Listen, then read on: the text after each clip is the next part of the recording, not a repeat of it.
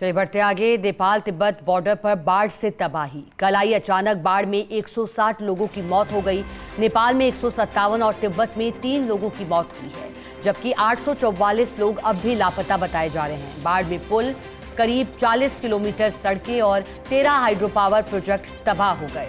बाढ़ का पानी करीब 30 फीट तक ऊपर आ गया था। तेज बहाव में घर, गाड़ियां और सरकारी ढांचे बह गए। शुरुआत में माना जा रहा था कि बाढ़ से पहले भूकंप आया था, लेकिन अमेरिकी जियोलॉजिकल सर्वे के मुताबिक चीन की तरफ लहेदे नदी में पहाड़ का बड़ा हिस्सा खिसककर गिरा था। इसी लैंडस्लाइड से 5.3 तीव्रता के भूकंप जैसा झटका महसूस हुआ और इसके बाद लहेदे नदी जैसे पानी का सैलाब भोटेकोशी और त्रिशूली नदियों में पहुंच गया, जिससे बाढ़ आ गई है। तो देखिए, नेपाल में बुधवार की सुबह तबाही लेकर आई है। 3 तस्वीरें टेलीविजन स्क्रीन पर तबाही का मंजर दिखाने के लिए काफी हैं, लेकिन पीड़ा इससे कहीं अधिक है। मौतों का आंकड़ा लगातार बढ़ रहा है। 700 से अधिक लोग लापता हैं। सोचिए, 750 लोग बताए जा रहे हैं, जिसमें भारतीयों के लापता होने की बात भी सामने आई है। प्रधानमंत्री नरेंद्र मोदी ने गहरी संवेदनाएं व्यक्त की हैं पोस्ट करके। तिनके की तरह गाड़ियां बह गई हैं। लेकिन आपको बता दें कि जो कैलाश मानसरोवर यात्रा पर जा रहे थे भारतीय, अभी उनके बारे में भी बहुत कुछ नहीं पता है, पता लगाया जा रहा है। सैकड़ों लोग लापता हुए हैं। इतना ही नहीं, इन लोगों में सुरक्षा कर्मी भी हैं जो लापता हैं। आर्मी के जवान भी शामिल हैं नेपाल के। बाढ़ से रसुवा और धादिङ के अलावा नुवाकोट, चितवन, गोरखा, तनहु और नवलपरासी ईस्ट तक के इलाके प्रभावित हो गए हैं। बाढ़ इतनी तेज आई कि लोगों को संभलने का मौका नहीं मिला। लोग भागते हुए दिखाई दिए हैं। प्रकृति का रौद्र रूप, जिसके आगे किसी का बस नहीं चला। कई वाहन और ट्रक भी पानी के साथ में बह गए हैं। लोग मदद के लिए घर की छतों पर खड़े हैं। कई ऐसे लोग भी हैं जिन्हें रेस्क्यू सेंटर ले जाया गया है। बड़े बड़े पुल चकनाचूर हो गए, ढह गए। तबाही का मंजर दिखाई दिया। और बता रहे कि तिब्बत से नेपाल में बाढ़ का पानी घुसा है। तिब्बत चीन सीमा पर गिरोंग पोर्ट के इमिग्रेशन कॉम्प्लेक्स में खतरे को देख करके लोग वहां से भागे हैं। मिट्टी और पानी का तेज बहाव बिल्डिंग में घुस गया और इमिग्रेशन कॉम्प्लेक्स के ऊपर से आता हुआ दिखाई दिया। इन 3 तस्वीरों में भी आप देखिएगा, नेपाल को जोड़ने वाला पुल भी तबाह हुआ। बाढ़ का पानी इतनी रफ्तार से आ रहा है कि लोगों को संभलने और सुरक्षित रहने का मौका भी नहीं मिला। देखिए, 3 और तस्वीरें ले आए हैं आपके लिए, जिसमें साफ तौर पर देखा जा सकता है कि कैसे सैलाब आया है। रौद्र रूप दिखाई दिया है प्रकृति का। पहाड़ से उतर रही नदी ने तबाही मचाई है। ये वही तस्वीरें हैं जो तबाही का मंजर दर्शा रही हैं। पुलों को तोड़ दिया गया है।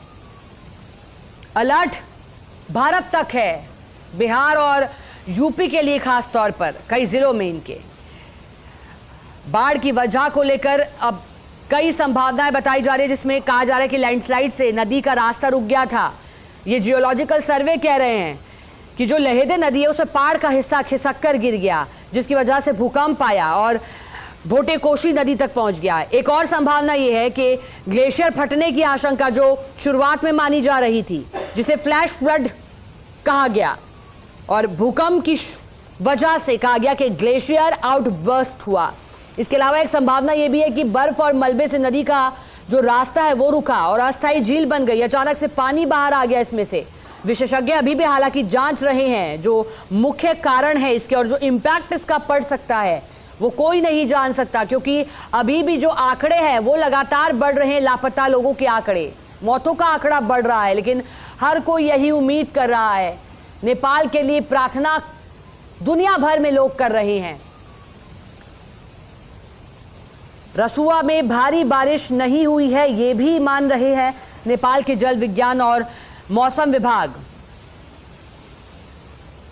अब संभावनाएं क्या क्या हैं इस पर जांच की जा रही है, लेकिन खतरा बरकरार है, क्योंकि फ्लड फोरकास्टिंग डिवीजन ने चेताया है कि जो भोटेकोशी और त्रिशूली नदी के इलाके हैं उसमें खतरा अभी भी पूरी तरह टला नहीं है। झील अभी पूरी तरह खाली नहीं हुई है, जो कि चीन की ओर नदी के रास्ते पर है। लोगों से सुरक्षित स्थानों पर और आसपास जान बचाने के लिए रहने की अपील की गई है। ये विनाशकारी बाढ़ है, विनाशकारी बाढ़ जिसमें पुल बह गए हैं, भूस्खलन से बांध और झील जो हैं वो नुकसान की वजह बन गए हैं। भारत में कितना असर है चलिए ये भी जान लेते हैं। जो बिहार की गंडक नदी और छोटी बड़ी नदियां हैं यहां पर इसका असर हो सकता है दिखाई दे, क्योंकि नेपाल से करीब 3 मीटर ऊंची फ्लड वेव आने का अलर्ट यहां जारी कर दिया है। खासतौर पर जो पश्चिमी चंपारण है, पूर्वी चंपारण है, गोपालगंज है, सारण है, मुजफ्फरपुर है, वैशाली में खास सतर्कता बरती जा रही है। राजस्थान नहीं बल्कि बिहार का जो इलाका है यहाँ सीतामढ़ी और शिवहर पर भी नजर आ रहा है इसका असर। जो कहा जा रहा है कि त्रिशूली नदी से होते हुए हो सकता है कि ये पानी जो है वो गंडक तक पहुंच जाए। बिहार के निचले इलाकों में बाढ़ आ सकती है। यूपी का महाराजगंज और कुशीनगर में भी अलर्ट जारी कर दिया है। ये हम आपको असर बता रहे हैं कि भारत में कितना असर हो सकता है इसका, लेकिन अब कहा जा रहा है कि इसमें दुनिया भर के लोग जो नेपाल आए थे वो लापता हैं। जो 750 की हम बात कर रहे हैं उसमें ना सिर्फ नेपाल के लोग बल्कि और भी विदेशों से जो लोग आए थे बात हो रही है उनके भी लापता होने की। यूक्रेनी नागरिक भी बताए जा रहे हैं जो लापता हुए हैं। लगातार अधिकारी संपर्क बनाए हुए हैं, तो वहीं परिजन चिंताओं में हैं। जो नेपाल आए हैं उन लोगों के परिवार के लोग लगातार संपर्क कर अपने रिश्तेदारों के बारे में जानकारी मांग रहे हैं। वहीं भारत ने भी मदद का हाथ आगे बढ़ाया है। मानवीय सहायता और आपदा राहत सामग्री नेपाल पहुंचाने की बात कही है भारत ने। इतना ही नहीं, जरूरी दवाइयां भारत ने भेजी भी हैं। और भारत के विदेश मंत्री एस जयशंकर की ओर से कहा गया है कि मुश्किल समय में हम नेपाल के लोगों के साथ हैं। प्रधानमंत्री नरेंद्र मोदी ने भी पोस्ट किया एक्स पर इसे लेकर और गहरी संवेदनाएं व्यक्त कर मदद की बात कही, साथ खड़े रहने की बात कही।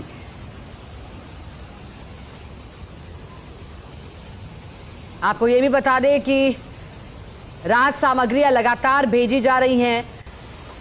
वार्निंग सिस्टम अलर्ट कर दिया है।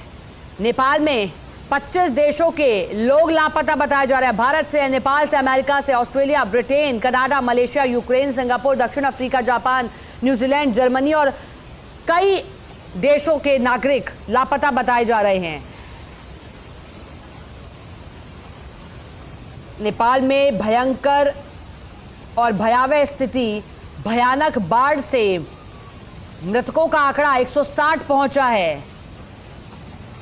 अब सवाल है कि अचानक से आई बाढ़ ने कुछ ही घंटों में जो भारी तबाही ला दी, वो इतना पानी अचानक आया कहां से? इन संभावनाओं पर फिलहाल जांच चल रही है और कुछ इलाके ऐसे हैं जिन पर नजर रखी जा रही है विशेष तौर पर। इस नदी के उफान ने भारी तबाही मचाई है।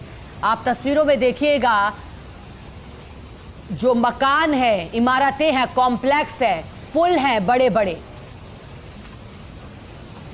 वो कागज की तरह पानी में बह गए। ये देखिए एक तस्वीर जो आपको हम इस वक्त टेलीविजन स्क्रीन पर दिखा रहे हैं। ये बिग पिक्चर नेपाल में भयानक तबाही को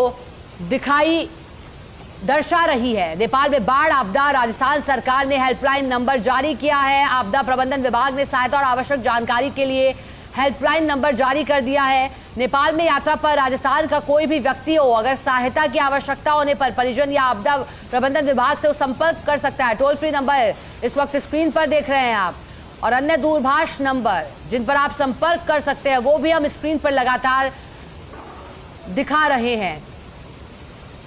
भारत का पड़ोसी देश नेपाल, जहां इस वक्त मौत का आंकड़ा बढ़ रहा है, तबाही का मंजर है, लोग भटक रहे हैं मदद के लिए, उन्हें बचने का भी वक्त नहीं मिल रहा है।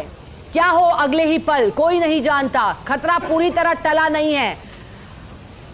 ये बाढ़ अपने साथ घरों को, कॉम्प्लेक्स को, बड़ी बड़ी इमारतों को, पुलों को बहा कर ले गई है और तबाही क्या होगी कोई नहीं जानता।